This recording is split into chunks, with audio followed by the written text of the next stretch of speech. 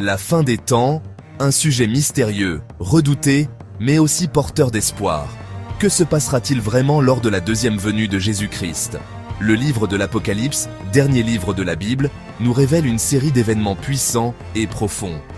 Voici, étape par étape, ce que la parole de Dieu nous enseigne. Tout commence par un événement spectaculaire.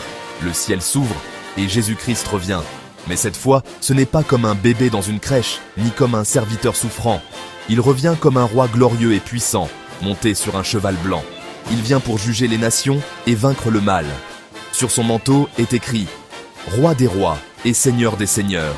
Son retour sera visible de tous. Ce n'est pas un retour secret, mais public, glorieux et irrésistible.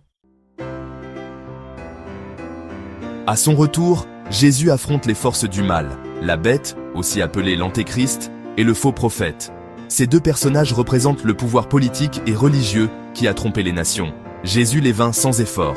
Ils sont jetés vivants dans l'étang de feu, un lieu de jugement éternel. C'est la fin de leur règne de terreur. Mais le diable, l'ennemi invisible, n'a pas encore dit son dernier mot.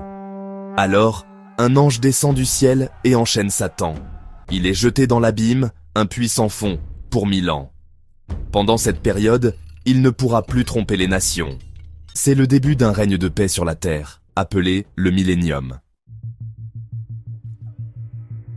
Pendant ces 1000 ans, les croyants fidèles, ceux qui ont refusé d'adorer la bête, ressuscitent et règnent avec Jésus.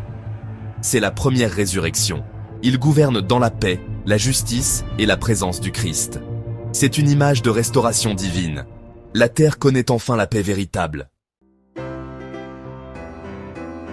Mais après ces 1000 ans, Satan est relâché pour un court moment. Il tente encore une fois de séduire les peuples. Il rassemble des nations contre Dieu, dans une dernière rébellion. Mais Dieu intervient. Le feu descend du ciel et les rebelles sont anéantis. Satan, cette fois, est jeté pour toujours dans l'étang de feu. Il ne reviendra plus jamais. Mais pour ceux qui ont cru, une merveilleuse promesse s'accomplit. Dieu crée un nouveau ciel et une nouvelle terre. La vieille création disparaît. Plus de souffrance, plus de mort, plus de larmes. La nouvelle Jérusalem, une ville céleste, descend du ciel. Dieu habite désormais avec son peuple. Jésus est la lumière éternelle. L'humanité retrouve la paix et la communion parfaite avec Dieu, pour toujours. La deuxième venue de Jésus n'est pas un mythe, ni une métaphore. C'est une réalité prophétique, révélée dans la Bible. Sommes-nous prêts à le rencontrer? Vivons-nous pour lui?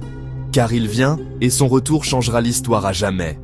Prépare ton cœur, car Jésus revient bientôt.